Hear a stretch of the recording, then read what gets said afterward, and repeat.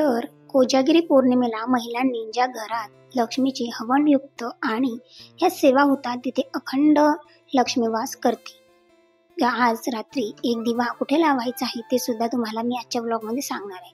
So hi hello नमस्कार, मी गायत्री पाटील तुमच्या सर्वांचे अगदी मनापासून स्वागत करते आपल्या युट्यूब चॅनल. सर्वांना श्री स्वामी समर्थ. शारदीय पौर्णिमा, शरद पौर्णिमा, ज्याला आपण कोजागिरी पौर्णिमा असे म्हणत असतो.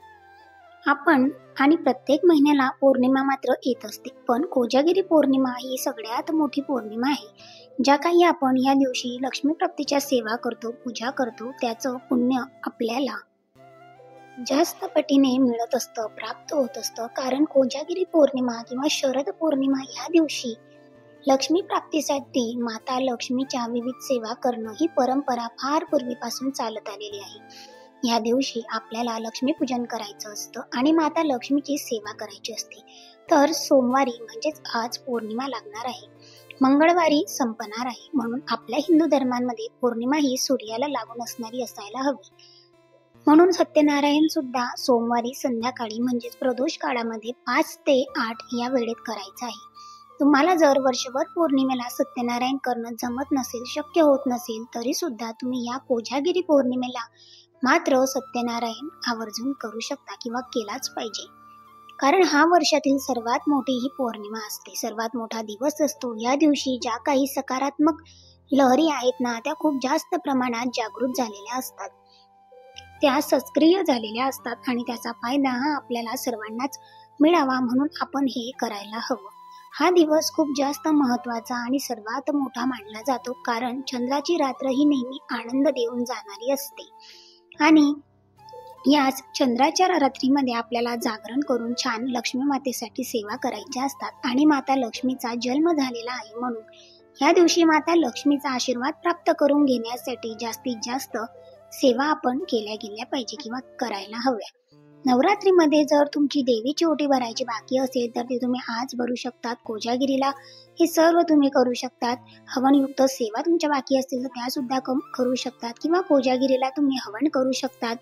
काही महिलांनी दुर्गा सप्तशती पाठ लावलेले आहेत किंवा केंद्रात सुद्धा आमच्या सुरू आहेत, आम्ही घरी सुद्धा केलेत, पण ते सुद्धा कोजागिरी पौर्णिमेपर्यंत आपण वाचू शकतो. किंवा कोणाचं कन्यापूजन बाकी असेल तर ते सुद्धा तुम्ही कोजागिरी पौर्णिमेपर्यंत करू शकता. म्हणजे सर्व सेवा तुम्ही कोजागिरी पौर्णिमेपर्यंत करू शकता. या दिवशी माता लक्ष्मीचा जन्म झालेला आहे. या दिवशी रात्री 12 वाजता आपल्याला इंद्र, चंद्र, कुबेर आणि माता लक्ष्मीची पूजा करायची असते. इंद्रदेव जे देवांचे सुद्धा राजा आहेत आणि ते पृथ्वीवर येतात. काही आणि म्हणतात, ते नेहमी म्हणत असतात, को जागरती म्हणजेच कोण जाग आहे त्याच्यावर अखंड कृपा त्यांची प्राप्त होते.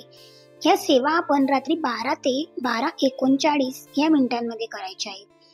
पण संध्याकाळी काय करावं ते सुद्धा आपण बघणार आहे. तर संध्याकाळी तितक्याच जास्त पटीने लक्ष्मी प्राप्तीच्या महत्वाच्या सेवा करायच्या आहे. तर पौर्णिमा आहे म्हणून सकाळी उठल्यावर उंबरठ्याला आपण लेपन करत असतो किंवा लेपन करावं. नाही सकाळी जमलं तर दिवसभरात केव्हाही तुम्ही करू शकतात. कारण माता लक्ष्मी आपल्या दारात येणार आहे. माता लक्ष्मी आपल्या दाराशी उभी आहे आणि ती बघेन का कोण माझी सेवा करत आहे, कोण जागरण करत आहे, कोण माझं नामस्मरण करत आहे. आज तुम्हाला सत्यनारायण करायचं आहे, माता लक्ष्मीच्या सेवा करायची आहे. आणि जर तुम्ही नवरात्रीमध्ये हवन केलं नसेल तर आज तुम्ही हवन करू शकता. तुमच्या घरात माता लक्ष्मीची मूर्ती किंवा फोटो असेल तर त्यावर एक वेळा श्री सूक्तम, एक वेळा पुरुष सूक्तम म्हणावं आणि त्यावर अभिषेक करावा पाण्याने किंवा ओम श्री नमः, ओम श्रीं नमः, ओम श्रीं नमः या मंत्राचा मंत्रजाप करावा किंवा महालक्ष्मी मंत्र म्हणावा. त्यानंतर माता लक्ष्मीला अत्तर लावावं, लाल फूल अर्पण करावं कारण ते माता लक्ष्मीला खूप जास्त प्रिय आहे. गजरा अर्पण करावा आणि त्यापेक्षा माता लक्ष्मीला भगवान विष्णूंची सेवा आवडते, जे आपण सत्यनारायण करणार आहोत. रात्री 12ला आपण व्यंकटेश स्तोत्रमचं पठण करणार आहोत. दिवसभर किंवा संध्याकाळी 7 वाजता तरी तुम्ही विष्णू सहस्रनाम पठण करावं, ललिता सहस्रनाम पठण करावं. कारण बघा, लक्ष्मी खूप चंचल असते. ती स्थिर नसते आणि ही चंचल लक्ष्मी आपल्याला स्थिर करण्यासाठी आपल्याला नारायण म्हणजेच भगवान विष्णूंची सेवा करायची असते. म्हणून आपण दर पौर्णिमेला लक्ष्मी प्राप्तीसाठी सत्यनारायण करत असतो, जेणेकरून आपल्या घरातील लक्ष्मी ही स्थिर राहावी, टिकून राहावी. आलेलं धन हे टिकून राहावं, मिळालेला आपल्याला पगार पैसा हा स्थिर राहावा. तर ज्या पद्धतीने आपण नवरात्रीमध्ये नवमीच्या दिवशी हवन करतो, अगदी त्याच पद्धतीने संध्याकाळी सत्यनारायण करून झाल्यावर हवन करायचं. गाईच्या गवऱ्या पेटवायच्या आणि माता लक्ष्मी समोर हवन करायचं आणि तांदळाची खीर करून नैवेद्य अर्पण करावा आणि तांदळाचा भात करावा आणि मात्र त्या भाताचा तुम्हाला स्वाहाकार करायचा आहे. तर स्वाहाकार करताना श्री सूक्तम तुम्ही पठण करू शकता किंवा सिद्धकुंजिका स्तोत्रम जे अगदी छोटंसं आहे ते सुद्धा तुम्ही पठण करू शकता किंवा नवार्ण मंत्र ओम ऐं क्लीं क्लीं चामुंडाय विच्चे, ओम ऐं क्लीं क्लीं चामुंडाय विच्चे ह्या मंत्राचा तुम्ही मंत्रकार करून सुद्धा तुम्ही स्वाहाकार करू शकता किंवा ओम श्रीं नमः, ओम श्रीं नमः या मंत्राचा तुम्ही मंत्रोपचार करून सुद्धा स्वाहाकार करू शकता किंवा जो की आहे लक्ष्मी मंत्र ह्या मंत्राचा सुद्धा तुम्ही स्वाहाकार करू शकता आणि लक्ष्मी गायत्री मंत्र 16 वेळा, विष्णू गायत्री मंत्र 16 वेळा म्हणावा आणि त्याचा सुद्धा स्वाहाकार तुम्ही करू शकता. ही झाली माता लक्ष्मीची सेवा. तर आता चंद्राची पूजा सुद्धा आपल्याला करायची असते. आपण ह्या पौर्णिमेला चंद्राची पूजा करत असतो, पण जर तुम्ही दर पौर्णिमेला जर याच पद्धतीने हवन केलं तर खूप छान अनुभव तुम्हाला येतील. तर कारण बघा, माता लक्ष्मी खूप चंचल आहे. आज आहे तर उद्या नाही, आज आहे तर उद्या नाही. पण जिथे भगवान विष्णूंची सेवा केली जाते तिथे माता लक्ष्मीला स्थिर होण्यास मदत मिळते किंवा तिला थांबावं लागतं. म्हणून या दिवशी तुम्ही कवड्यांची सुद्धा सेवा करू शकता, जास्तीत जास्त कवड्यांची सेवा करू शकता. जर तुमच्या देवघरामध्ये कवड्या असतील तर त्याला हळदीने तुम्ही पिवळ्या करू शकता. त्याच्यावर 16 वेळा श्री सूक्तम तुम्ही पठण करू शकता, जी की कवड्या लक्ष्मीला खूप जास्त प्रिय आहे. आणि लक्ष्मीपूजनाच्या दिवशी सुद्धा आपण कवड्यांची सेवा करून त्या कवड्या लक्ष्मीपूजन मध्ये वापरत असतो. 7 कवड्या नसतील तर तुम्ही या दिवशी 7 कवड्या घेऊन सुद्धा ती पूजा करू शकता. तुमच्या देवघरात पोटली बांधून ठेवू शकता. या दिवशी आपल्याला माता लक्ष्मीला दुधाचा नैवेद्य दाखवायचा असतो. जर तुम्हाला कमळगट्ट्याचे मणी मिळाले किंवा तुमच्याकडे घरात असले तर 5, 7, 9, 11 या पद्धतीने कमळगट्ट्याचे मणी घेऊन थोड्या वेळात त्याला तुपात भिजत घालावे आणि त्यावर ओम श्रीं नमः, ओम श्रीं नमः स्वाहा किंवा ओम महालक्ष्मीच विद्महे विष्णुपंथीच धीमहि तन्नो लक्ष्मी प्रचोदयात् स्वाहा असं म्हणून ते कमळगट्ट्याचे मणी हवनामध्ये टाकायचे आणि ते गाईच्या तुपामध्ये भिजलेले असतात, त्याच्यामुळे ते एकदम छान असे पटापट फुटतात सुद्धा. याच पद्धतीने कमळगट्ट्याच्या मणीचं सुद्धा तुम्ही हवन करू शकतात. कारण बघा, माता लक्ष्मीला कमळगट्ट्याचे मणी तेवढेच प्रिय आहे आणि ही सेवा तेवढीच खूप जास्त महत्वाची आहे आणि लक्ष्मी प्राप्तीसाठी सुद्धा खूप जास्त पटीने ती फळ देणारी आहे. म्हणून खूप जास्त सेवा करून माता लक्ष्मीची सेवा करून आपल्याला आशीर्वाद प्राप्त करायचा आहे.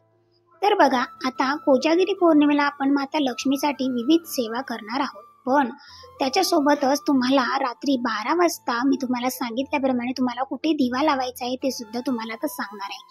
तर बघा, त्याचसोबतच तुम्हाला लक्ष्मीची अखंड लक्ष्मी प्राप्तीसाठी किंवा लक्ष्मीचा आशीर्वाद मिळवण्यासाठी रात्री तुम्हाला सेवा करत असताना अगदी 12 वाजता तुम्हाला दाराजवळ म्हणजे तुमच्या उंबरठ्याजवळ तुम्हाला दिवा लावायचा आहे. त्यामुळे लक्ष्मी घरात येईल. तुमच्या दाराजवळ दिवा लावण्याने माता लक्ष्मीचे छान असे स्वागत होईल.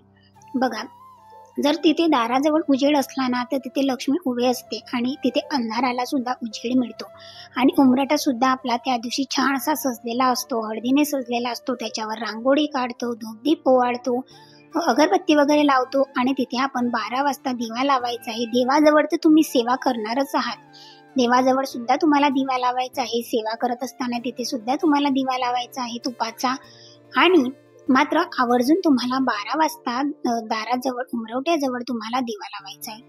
त्याच्यामुळे काय होईल तर तुम्हाला त्या सेवेचं सुद्धा अनंत पटीने फळ मिळणार आहे. त्या दिवशी इंद्र, चंद्र कुबेर, माता लक्ष्मी हे सगळे एकत्र होत असतात आणि तुम्ही लक्ष्मीच्या स्वागतासाठी, लक्ष्मी माताचा त्या दिवशी जन्म झालेला आहे तिच्या स्वागतासाठी तुम्ही जर तुमच्या दाराजवळ दिवा लावला तर ती खूप आनंदात तुम्हाला भरभरून आशीर्वाद देऊन जाईल आणि तुमच्या घरामध्ये सेवेसोबतच स्वच्छता सुद्धा असणं त्या दिवशी तितकंच महत्त्वाचं आहे. रात्री छान असं आवरून 12च्या आत तुम्ही पूजा मांडणी करून घ्यायची आहे आणि नंतर 12च्या नंतर म्हणजे 12:39 पर्यंत तुम्हाला सेवा करायची आहे. थोड्या सेवा उशिरापर्यंत चालल्या तरी चालतील, मात्र 12ला आवर्जून तुम्ही त्या सेवा करायच्या आहे. 12:30ला चंद्राच्या किरणांमध्ये जे काही तुम्ही दूध आटवून ठेवणार आहे तो अमृतमय प्रसाद, अमृत जे काही दुधाचं अमृत आहे पृथ्वीवरील ते तुम्हाला देवीला अर्पण करायचं आहे, या पूजेमध्ये अर्पण करायचं आहे, नैवेद्य दाखवायचं आहे, त्याला सुद्धा धूपदीप ओवाळायचा आहे. हळद, कुंकू, अक्षदा आणि पांढरं फूल याप्रमाणे तुम्हाला ती सेवा करायची आहे. तर बघा, तुम्हाला या सर्व सेवा ज्या काही सांगितल्या आहेत त्याचप्रमाणे तुम्हाला करायच्या आहे. तर बघा, सेवा तर करायची आहे, दिवा सुद्धा तुम्हाला या दिवशी रात्री 12 वाजेला लावायचा आहे आणि दिवसभरामध्ये संध्याकाळी विष्णू सहस्रनाम तुम्हाला पठण करायचं आहे किंवा रात्री सुद्धा तुम्ही पठण करू शकता 12 वाजेला जर तुम्हाला शक्य असेल तर. आणि छान पद्धतीने ह्या लक्ष्मी मातेच्या सेवा करा, जेणेकरून अखंड लक्ष्मी कृपा तुमच्यावर नक्कीच प्राप्त होईल. आणि ब्लॉग कसा वाटला नक्की सांगा. ब्लॉग आवडला असेल एक लाईक नक्की करा. तुम्ही जर आपल्या चॅनलवर नवीन असाल तर चॅनलला सबस्क्राईब करा, जेणेकरून असे छान छान डेली ब्लॉग्स तुम्हाला आपल्या चॅनलवर बघायला मिळतील. तर आजच्याच एका पॉझिटिव्ह नोटवर आजचा हा ब्लॉग इथेच एंड करते. पुन्हा भेटेल अशाच एका छानशा व्हिडिओमध्ये. तोपर्यंत सर्वांना श्री स्वामी समर्थ. धन्यवाद. आणि जास्तीत जास्त ह्या कोजागिरी पौर्णिमेला सेवा करा, कारण हे सुद्धा आपलं एक छोटंसं लक्ष्मीपूजन असतं आणि येणाऱ्या लक्ष्मीपूजनला सुद्धा. तोपर्यंत सर्वांना श्री स्वामी